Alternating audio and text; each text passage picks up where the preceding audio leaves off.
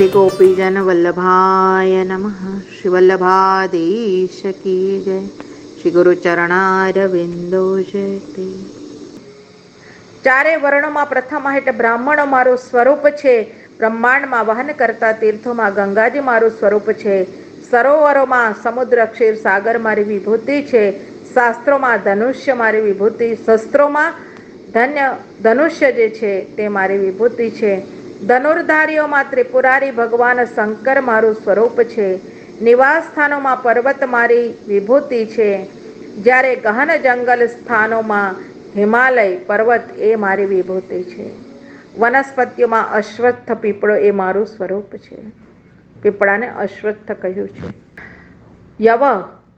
જવ મારું સ્વરૂપ છે. ઔષધિઓમાં આચાર્ય પુરોહિતોમાં વશિષ્ઠ મુનિ એ મારી વિભૂતિ છે. બ્રહ્મનિષ્ઠોમાં બૃહસ્પતિ જે ગુરુ છે મારી વિભૂતિ છે. સર્વ સેનાઓમાં સ્કંદ કાર્તિકેય સ્વામી મારી વિભૂતિ છે. સર્વના અગ્રયમાં અગ્રગણ્ય અજહ બ્રહ્માજી મારી વિભૂતિ છે. વૈદિક સર્વ યજ્ઞમાં બ્રહ્મ યજ્ઞ મારી વિભૂતિ છે. સર્વ વ્રતોમાં અહિંસા એ સર્વોત્તમ વ્રત છે. સમસ્ત વિશ્વના પદાર્થોને પવિત્ર કરનાર સ્નાન વગેરે માર્જન ક્રિયાઓ દ્વારા જલ, વાયુ, અગ્નિ, સૂર્ય, વાણી સર્વ પવિત્ર વસ્તુઓની પવિત્રતા મારા સ્વરૂપ છે. યોગોમાં આત્મસંરોધ આત્મ સાક્ષાત્કાર નામની સમાધિ મારી વિભૂતિ છે. જીતવાની ઈચ્છા રાખનારામાં મંત્રણા મારી વિભૂતિ છે. વિવેક નિપુણતામાં આન્વિક્ષિકીન આત્મા અને અનાત્માપણાનો વિવેક એ મારી વિભૂતિ છે. જ્ઞાન તત્વને સમજાવનાર ખ્યાતિઓમાં અખ્યાતિ, અન્યથા ખ્યાતિ, શૂન્ય ખ્યાતિ, અસત ખ્યાતિ, અનિર્વચનીય ખ્યાતિ આ સર્વ ખ્યાતિઓમાં વિકલ્પ એ મારી વિભૂતિ છે. સ્ત્રીઓમાં શત્રુપા મનુરાજાની પત્ની આદિ જે શત્રુપા સ્ત્રી છે એ મારી વિભૂતિ છે. પુરુષોમાં સ્વયંભૂ મનુ મારા જે પુરુષ પ્રથમ પુરુષ મનુરાજા છે મારી વિભૂતિ છે. મુનિઓમાં નારાયણ એ મારી વિભૂતિ છે. બ્રહ્મચારીઓમાં સનકાદિ કુમારો એ મારી વિભૂતિ છે. વર્ણાશ્રમ આદિ ધર્મોમાં સંન્યાસ મારી વિભૂતિ છે. કલ્યાણ વસ્તુઓમાં અબહિર્મતિ અંતરનિષ્ઠા અંતર્મુખતા મારી વિભૂતિ છે. ગુહ્ય ગુપ્ત વસ્તુઓમાં સુંદરતમ મૌનમ સત્ય અને મૌન મારી વિભૂતિ છે. મિથુન એટલે એક સાથે મળી રહેનાર વસ્તુઓમાં અજ બ્રહ્મા જે મનુ શત્રુપાના મિથુનને જન્મ આપે છે તે પણ હું છું. સાવધાન રાખનારા વર્ષોમાં સંવત્સર નામનો કાલ મારી વિભૂતિ છે. ષડ ઋતુઓમાં મધુ માધવો વસંત ઋતુ મારી વિભૂતિ છે. કારતક વગેરે 12 માસોમાં માર્ગશીર્ષ માસ એ મારી વિભૂતિ છે. નક્ષત્રોમાં અભિજીત નક્ષત્ર મારી વિભૂતિ છે. 4 યુગોમાં કૃતયુગ નામનો જે યુગ છે એ મારી વિભૂતિ છે. ધીર પુરુષોમાં અસિત, દેવલ, અસ્તિ અને દેવલ નામના 2 મુનિઓ છે એ મારી વિભૂતિ છે. 30 વ્યાસોમાં દ્વૈપાયન પરાશર મુનિના પુત્ર દ્વૈપાયન વ્યાસ એ મારી વિભૂતિ છે. સૂક્ષ્મ બુદ્ધિવાળા આત્મજ્ઞાની આચાર્યોમાં કાવ્ય શુક્રાચાર્યજી મારી વિભૂતિ છે. ભગવાનોમાં વાસુદેવ શ્રી વાસુદેવ મારી વિભૂતિ છે. ભગવદ ભક્તોમાં ત્વમ ઉદ્ધવજી આપ મારી વિભૂતિ છો. કિમ પુરુષોમાં હનુમાન શ્રી હનુમાનજી મારી વિભૂતિ છે. વિદ્યાધરોમાં સુદર્શન નામના ગંધર્વ મારી વિભૂતિ છે. રત્નોમાં પદ્મરાગ નામનો મણિ મારી વિભૂતિ છે. સુકોમલ વસ્તુમાં પદ્મકોશ કમલની કડી મારી વિભૂતિ છે. અનેક પ્રકારના દર્ભોમાં કુશ નામનો દર્ભ મારી વિભૂતિ છે. અગ્નિમાં આહુતિ રૂપે આપવાના હુત દ્રવ્ય પદાર્થોમાં આજ્ય ઘી નામની મારી વિભૂતિ છે. ઉદ્યોગશીલ પુરુષોને લક્ષ્મી સંપત્તિ મારી વિભૂતિ છે. કપટીજનોમાં છલથી પાશ ગ્રહણ કરનાર મારી વિભૂતિ છે. તિતિક્ષા સહનશીલ જનોની તિતિક્ષા સહનશક્તિ મારી વિભૂતિ છે. બલવાનોનું બલ મારી વિભૂતિ છે. ઇન્દ્રિયોની શક્તિ ઓજસ મારી વિભૂતિ છે. માનસ શક્તિ સહસ મારી વિભૂતિ છે. શારીરિક ધરાવનારાઓમાં રહેલું બલ એ મારી વિભૂતિ છે. ભક્તજનોમાં રહેલી ભગવદ સેવાની કર્મ કામના અથવા કર્મ એ મારી વિભૂતિ છે. મને સંપૂર્ણ થતું સત્વગુણ વિશિષ્ટ ભક્તિશાસ્ત્રની વાસુદેવ, સંકર્ષણ, પ્રદ્યુમ્નજી, અનિરુદ્ધ, નારાયણ, હયગ્રીવ, વરાહ, નૃસિંહ, વામન આ 9 મૂર્તિઓમાં વાસુદેવ ભગવાન વાસુદેવ મારી વિભૂતિ છે. ગંધર્વોમાં વિશ્વાવસુ નામના ગંધર્વ મારી વિભૂતિ છે. અપ્સરાઓમાં પૂર્વચિત્તી નામની અપ્સરા મારી વિભૂતિ છે. પર્વતોમાં સ્થૌર્ય, સ્થિરતા, અચલતા મારી વિભૂતિ છે. ભૂમિમાં રહેલ ગંધ માત્રા, ગંધ નામની તન્માત્રા મારી વિભૂતિ છે. જલમાં રહેલ રસ, રસ તન્માત્રા મારી વિભૂતિ છે. તેજસ્વી તત્વમાં રહેલ વિભાવશુ અગ્નિ તન્માત્રા મારી વિભૂતિ છે. સૂર્યચંદ્ર અને તારાઓમાં રહેલી કાંતિ મારી વિભૂતિ છે. આકાશમાં રહેલ શબ્દ તન્માત્રા મારી વિભૂતિ છે. વિપ્રોને દાન આપનારા વિપ્ર ભક્તોમાં બલિ રાજા મારી વિભૂતિ છે. વીર પુરુષોમાં અર્જુનજી મારી વિભૂતિ છે. સર્વભૂતોને અને પ્રાણીઓની ઉત્પત્તિ, સ્થિતિ, લય એ ત્રણેય મારી વિભૂતિ છે. ચાલનારની, લય બોલનારની, ઉક્તિ વાણી, મલત્યાગ કરવામાં ઉત્સર્ગ, મલત્યાગ વસ્તુઓ ન ઉપાડવામાં ઉપાદાન, ગ્રહણ ઉપાડવું, આનંદ ત્વચા નામની ઇન્દ્રિયમાં, સ્પર્શ કરવો શ્રવણેન્દ્રિયના કાર્યમાં, શ્રુતિ સાંભળવું સૂંઘવાની ક્રિયામાં, અવગ્રાણ સૂંઘવું અથવા 10 ઇન્દ્રિયોમાં રહેલા જે ધર્મો છે મારી વિભૂતિ છે. સર્વેન્દ્રિયોનો અધિષ્ઠાતા પણ હું છું. પૃથ્વી, જલ, તેજ, વાયુ, આકાશ, અહંકાર, મહત્તત્વ, પ્રકૃતિ, પુરુષ, અવ્યક્ત એટલે મન, પંચમહાભૂત, 10 પંચ તન્માત્રા, સત્વ, રજસ, તમસ ગુણો આ સર્વ તત્વોનું જે જ્ઞાન છે, પરબ્રહ્મ જ્ઞાન તેમજ તત્વનિશ્ચય, સર્વ તત્વોનો જે નિશ્ચય છે એ પણ મારી વિભૂતિ છે. સંક્ષિપ્તમાં એક જ વાત કરતા ભગવાને કહ્યું છે કે જીવ ગુણ ગુણી સર્વાત્મ ભાવથી મારા ઈશ્વરેણ ભગવાન વિના કંઈ પણ પદાર્થ જ નથી. ભગવાને આ રીતે પોતાના 108 વિભૂતિઓનું સંક્ષિપ્તમાં વર્ણન કરી. હે ભાઈ ઉદ્ધવ, હું ઘણા લાંબા ગાળે પણ કદાચ પરમાણુઓની સંખ્યા કરી શકું, અનંત બ્રહ્માંડોને હું અવશ્ય ઉત્પન્ન કરી શકું, પણ મારી વિભૂતિઓનું વર્ણન કરી શકું તેમ નથી. હે ભાઈ ઉદ્ધવ, સંક્ષિપ્તમાં એટલું જ કહું કે તેજ, લક્ષ્મી, કીર્તિ, ઐશ્વર્ય, લજ્જા, ત્યાગ, સૌભાગ્ય, ભાગ્ય, બલ, સહનશક્તિ, વિજ્ઞાન વગેરે જે લોકોમાં ઉત્તમ અને અસાધારણ વસ્તુઓ, તત્વો જોવા મળે છે એ સર્વ મારી જ વિભૂતિઓ છે, મારા જ અંશો છે. આ સર્વ વિભૂતિઓનું વર્ણન કર્યું છે કેવલ વાણીથી ચિંતન કરવા યોગ્ય, પરંતુ એનો ભોગ દ્રષ્ટિથી વિચાર કરવો એ મનોવિકારકારક બને છે. એટલે આ વિષયમાં વધુ વર્ણન કરવા જેવું કાંઈ નથી. વાંચ યચ્છ મનો યચ્છ પ્રાણેન્દ્રિયાણિ ચ આત્માન આત્મના યચ્છ ન ભૂયઃ કલ્પશેયધ્વને યૌવેયાડુ મનસ્વી સંયગસં યચ્છન ધિયાપતિઃ તસ્ય વ્રતમ તપોદાનમ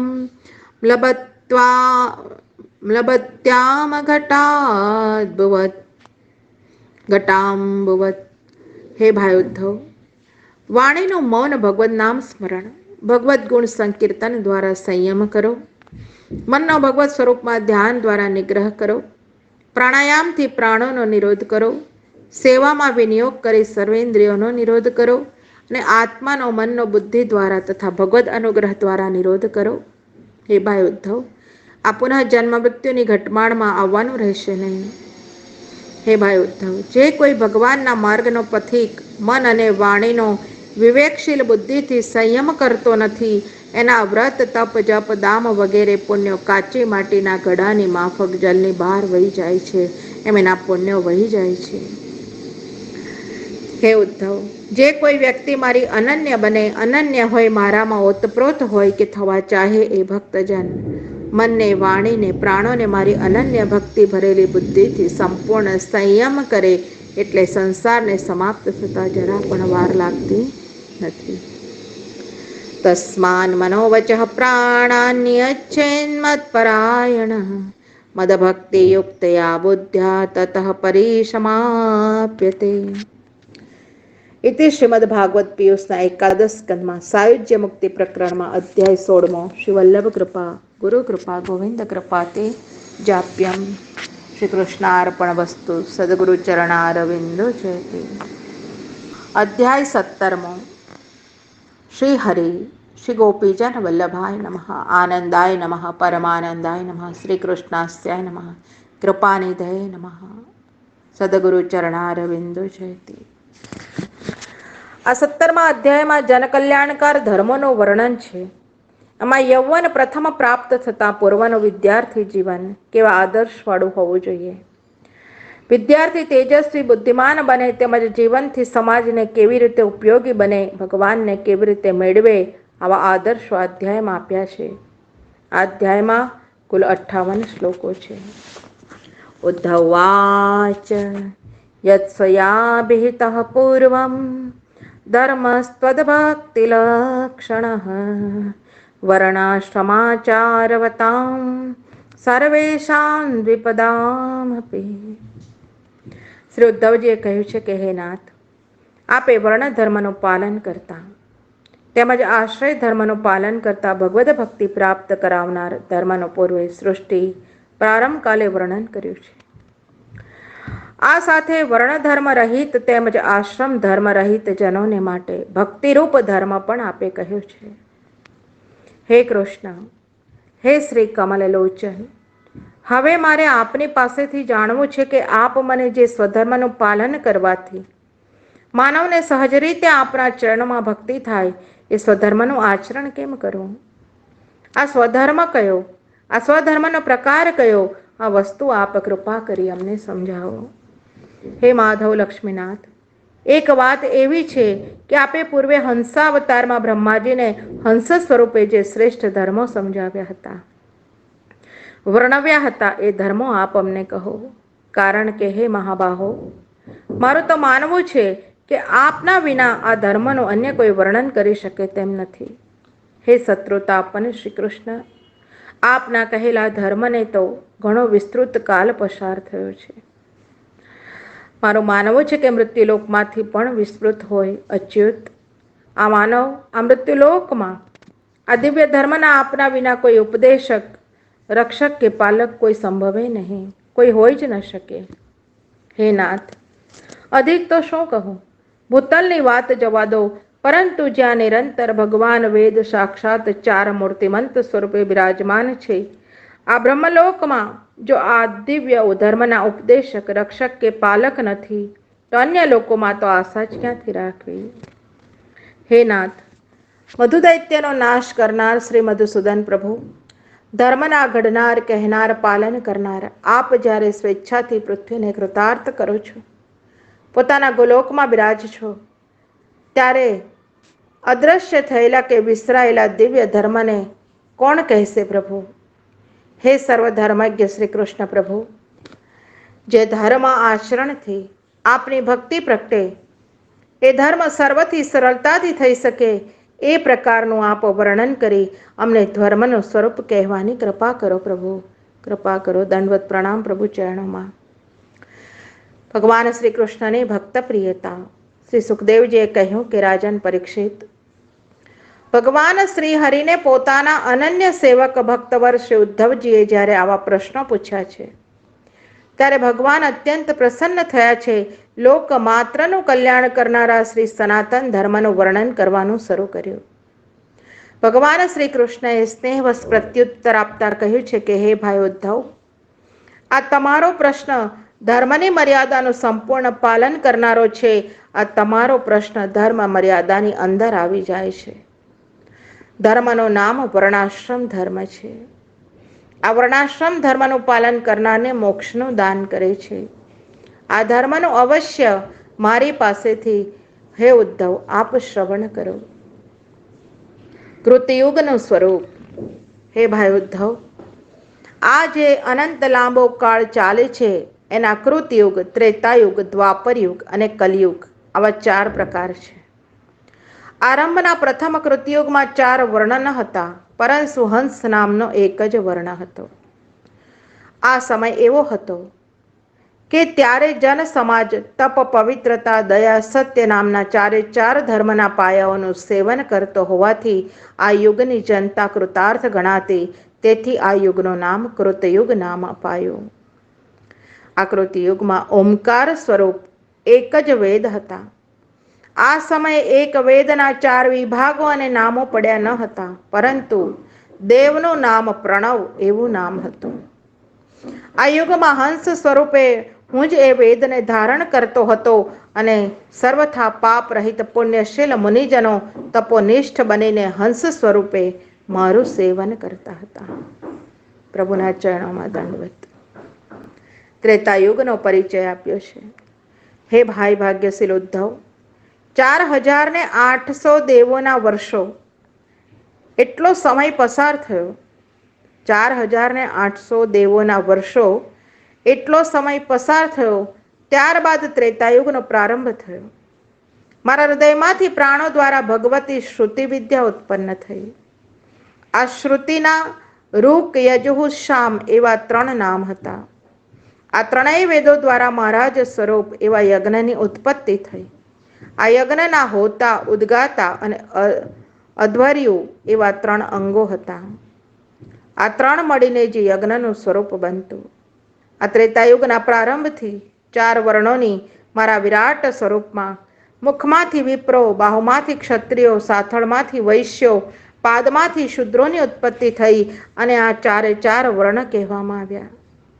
આ 4 વર્ણો પોતાના આચાર ઉપરથી જ ઓળખવામાં આવતા.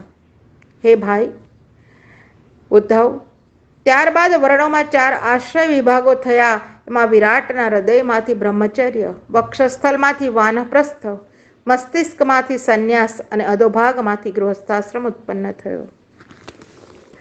આ 4 આશ્રમો થયા. જે સ્થાનમાં જે વર્ણ અને આશ્રમો પ્રગટ થયા એવી રીતે એ સ્થાન પ્રમાણે તેમની પ્રકૃતિ થઈ. ઉન્નત ઉપરના ઉત્તમ સ્થાનોથી પ્રગટ થયા તેવી રીતે તેમની પ્રકૃતિ થઈ. નીચેના સ્થાનોમાંથી જે ઉત્પન્ન થયા તેવી તેમની પ્રકૃતિ થઈ. 4 વર્ણના સ્વભાવો અને ધર્મો કહ્યા છે પ્રભુએ. હે ભાઈ ઉદ્ધવ, આ વાત મેં સમજાવી કે ઉત્પત્તિના સ્થાન પ્રમાણે પ્રકૃતિ સ્વભાવો થયા એ વર્ણવી. હવે 4 વર્ણોને બતાવનાર 4 ધર્મો તમને કહું છું. મન, બુદ્ધિ, અહંકાર અને ચિત્ત. આ મન, બુદ્ધિ, અહંકાર અને ચિત્ત એ અંતઃકરણ છે. એમના ઉપર કરેલા સંયમનું નામ કહેવાય છે. 10 ઇન્દ્રિયો ઉપરના સંયમનું નામ કહેવામાં આવે છે. આ રીતે સમ, દમ, તપ, પવિત્રતા, સંતોષ, ક્ષમા, સરળતા, ભક્તિ એટલે ભગવદ સેવા, દયા, સત્ય આ 10 પ્રકારની બ્રાહ્મણની પ્રકૃતિ સમજવી. હે ભાઈ ઉદ્ધવ, હવે તેજ, બલ, ધૈર્ય, શૌર્ય, ક્ષુદ્રજન અપરાધ કરે તો સહન કરી લેવાની શક્તિનું નામ સહન શક્તિ, ઉદારતા, ઉદ્યોગ, સત્ય સંકલ્પ, વિપ્રભક્તિ, પ્રજાનું નિયંત્રણ આ 10 પ્રકારની ક્ષત્રિયની પ્રકૃતિ છે. આસ્તિક, શ્રદ્ધાવાન થવું, દાન અર્પવું, દંભ રહિત થવું, વિપ્રના ચરણોની સેવા, ધર્મમાં અસંતોષ આવા પ્રકારની વૈશ્યની પ્રકૃતિ હોય છે. કપટ રહિત બની ગૌ સેવા કરવી, ગુરુ સેવા કરવી, વિપ્ર સેવા કરવી, આ સર્વની સેવા કરતા જે અન્ન વગેરે મળે એમાં સંતોષ રાખવું, આ પ્રકારની શુદ્ર પ્રકૃતિ સમજવી. હવે ચાંડાલ વગેરે જે 4 આશ્રમ અને 4 ધર્મનું પાલન કરતા નથી તેમને ચાંડાલીઓની માનવામાં આવી છે. તેઓ કોઈ નીચ નથી, પરંતુ તેઓ પણ ભક્તિ દ્વારા મને મેળવી શકે છે. તેમને વર્ણાશ્રમ ધર્મના બંધન નથી. તેઓની અસત્ય ભાષણ, અપવિત્રતા, ચોરી કરવી, નાસ્તિકતા વગેરે કારણનો ક્લેશ, કામ, ક્રોધ, તૃષ્ણા આ વર્ણાશ્રમ રહિતના લક્ષણો જ જાણવા. સર્વજન સાધારણ ધર્મ માનવ ધર્મ.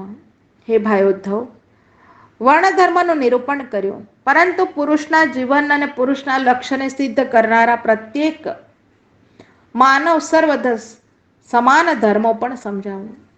અહિંસા, સત્ય ભાષણ, ચોરી ન કરવી, કામ ત્યાગ કરવો, ક્રોધ ત્યાગ કરવો, સદૈવ પ્રસન્ન રહેવું, લોભ ન કરવો, સંતુષ્ટ રહેવું, પ્રાણી માત્રના કલ્યાણ માટેની નિવૃત્તિ, મનુષ્ય માત્રનું કલ્યાણ કરનાર એ સહજ ધર્મ છે. ધર્મમય અને તેજોમય બ્રહ્મચર્યાશ્રમ માનવ જીવનનો મજબૂત પાયો છે. 4 વર્ણોની માફક જ 4 આશ્રમો છે. પ્રથમ આશ્રમ બ્રહ્મચર્ય આશ્રમ. તેમાં નૈષ્ઠિક અને ઉપકુર્વાણ એવા બ્રહ્મચર્ય આશ્રમમાંથી ત્યાગ બની જઈ આજીવન કઠિન બ્રહ્મચર્યનું પાલન કરે છે. બીજી પ્રકારનો બ્રહ્મચારી છે એ વિદ્યાભ્યાસ પર્યંત કઠિન બ્રહ્મચર્યનું પાલન કરે પછી યોગ્ય કાલે ગૃહસ્થાશ્રમી બને છે. આ બ્રહ્મચારી બ્રાહ્મણ, ક્ષત્રિય, વૈશ્ય એવા 3 વર્ણમાંથી બને છે. ત્રણેય વર્ણને દ્વિજ કહેવામાં આવે છે. દ્વિ એટલે 2 વાર, જ એટલે જન્મ લેવો, આ દ્વિજ કહેવાય છે. ગર્ભમાંથી પ્રથમ જન્મ લીધા પછીથી ઉપવીત ઉપનયન સંસ્કારો થાય એનો પ્રથમ ગર્ભ જન્મ. બીજો સંસ્કાર જન્મ એવા 2 જન્મ થાય છે. બ્રહ્મચારી યજ્ઞોપવિત ધારણ કરી વેદોનો અભ્યાસ કરવા ગુરુકુલમાં આવે, સંયમી બને, અભ્યાસ કરે. ગુરુ આજ્ઞા કરે છે સમીપે દોડી જાય, વેદનો અભ્યાસ કરે. વિદ્યાર્થી મસ્તકે કેશ ધારણ કરે, તર્જની આંગળીથી દાંત ન ઘસે, વસ્ત્રથી વધુ સુશોભિત ન બને, મુલાયમ ગાલીચા પર ન બેસે, કુશાસન દર્ભાસન રાખે, સ્નાન કરતા હોમ કરતા મૌન બને, નખ ન કાપે, બગલના વાળ ન કાઢે, મસ્તકે જટા રાખે, દાઢી ઉગે નહીં, તેથી તે ન કરવી. આ બધું બ્રહ્મચર્યનું સંપૂર્ણ પાલન છે. બીજા અનેક પ્રકારો પ્રભુએ બતાવ્યા છે. નૈષ્ઠિક બ્રહ્મચારીની નિષ્ઠા અને નિયમ. આચાર્યને ભગવાનનું સ્વરૂપ માની સેવા કરે, ગુરુજીનો ઉત્કર્ષ જોઈ અદેખાઈ ન કરે, ગુરુને સર્વદેવમય સ્વરૂપે સેવે. આવા અનેક માનવ જીવનના મજબૂત પાયા માટે બ્રહ્મચર્ય આશ્રમનો અહીંયા સિદ્ધાંતો બતાવ્યા છે. નૈષ્ઠિક બ્રહ્મચારીની નિષ્ઠા અને નિયમ. ક્ષમા. નૈષ્ઠિક બ્રહ્મચારી આજીવન ઉદ્વરેતસ રહેવાનો હોવાથી ગુરુકુલમાં જ નિવાસ કરે. લગ્ન જીવન જીવવાની લાલસા ન હોય, આજીવન સંયમ પાડે એવી જો શક્તિ હોય તો આ જ જન્મે બ્રહ્મલોક પામવાની એની વાંછા હોય તો ગુરુદેવના શ્રીચરણે પોતાનો દેહ સમર્પે. ગુરુકુલમાં પણ વેદાધ્યયન બ્રહ્મજ્ઞાન સંપાદનનું લક્ષ્ય હોય તો ગુરુકુલમાં જીવન પર્યંત નિવાસ કરે. અગ્નિનારાયણમાં ગુરુદેવમાં આત્મામાં નૈષ્ઠિક બ્રહ્મચારી મારા સ્વરૂપનું નિત્ય ચિંતન દર્શન કરે. સર્વને ભગવદ ભાવથી જુએ, સ્વયં ભગવત સ્વરૂપ થઈ જ ભજે. એટલું નહીં પરંતુ બ્રહ્મ તેજોમય બને, સ્વયં નિર્દોષથી ઉપાસના કરે. બ્રહ્મચારી તેમજ વાનપ્રસ્થાશ્રમી માનવના સાધારણ ધર્મોનું નિરૂપણ કરતા ભગવાન બોલ્યા છે કે આ બંનેને બ્રહ્મનિષ્ઠ થવાનું હોવાથી સ્ત્રીઓની સામે ભાવવાહી નજરથી ન જોવું, તેમનો સ્પર્શ ન કરવો, હાસ્ય વિનોદ ન કરવો. બ્રહ્મચાર્ય અને વાનપ્રસ્થાન જેવી બંને સાધકોએ ત્રિકાલ સંધ્યાને સ્નાન કરવા, સંધ્યા સમય માર્જન કરવું, ગુરુજનોને પ્રણામ કરવા, તીર્થ સ્નાન કરવા, અસ્પૃશ્ય વસ્તુઓનો સ્પર્શ ના કરવો. આમ સર્વ ધર્મો ચારેય આશ્રમો માટે એક સરખા સાધારણ રીતે પાળવાના હોય છે. મન વાણી કાયાનો અવશ્ય સંયમ રાખવાનો હોય છે. પ્રાણી માત્રમાં ભગવાન શ્રી કૃષ્ણ વસ્યા છે એમ માની સેવા કરવી એ વાત નિશ્ચિત છે.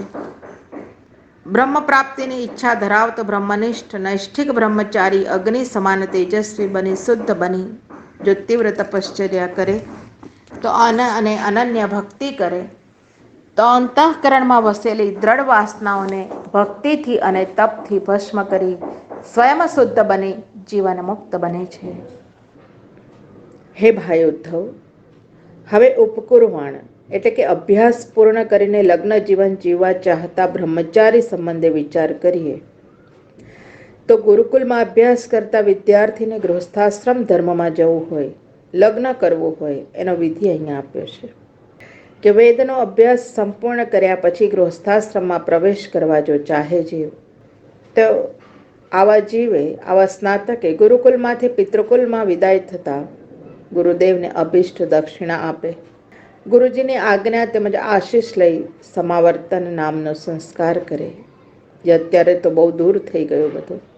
ગુરુકુલમાંથી સ્નાતક બની વિદાય લેવાના 2 માર્ગ, એને ગૃહસ્થ થવું છે અને લગ્ન દીક્ષા લેવી.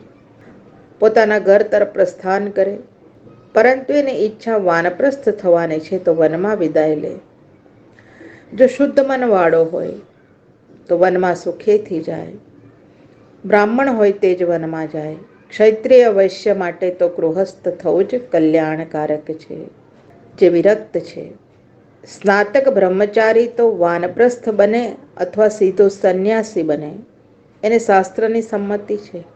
પરંતુ ગૃહસ્થ બને કે વિરક્ત બને તો એના હિત માટે પ્રભુની ભક્તિ જ આવશ્યક અને અનિવાર્ય છે. ગૃહસ્થ થનારા યુવાને પોતાની જ્ઞાતિની જે યોગ્ય કન્યા સાથે જ લગ્ન કરવું.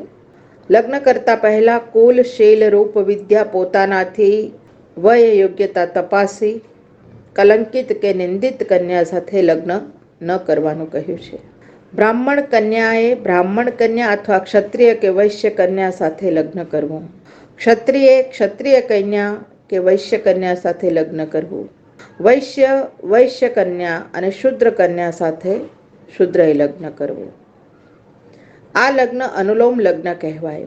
પરંતુ પ્રતિલોમ એટલે કે એથી ઉલટા પોતાનાથી ઉપરના વર્ણની કન્યા સાથે લગ્ન ન કરવામાં પોતાનું કલ્યાણ કહ્યું છે. યજ્ઞ, દાન, અધ્યયન આ ત્રણેય આ વર્ણના સમાન ગૃહસ્થ ધર્મો છે. ભગવાન શ્રી કૃષ્ણ કહે છે કે હે ઉદ્ધવ, બ્રાહ્મણ, ક્ષત્રિય અને વૈશ્ય ત્રણેય દ્વિજ કહેવાય.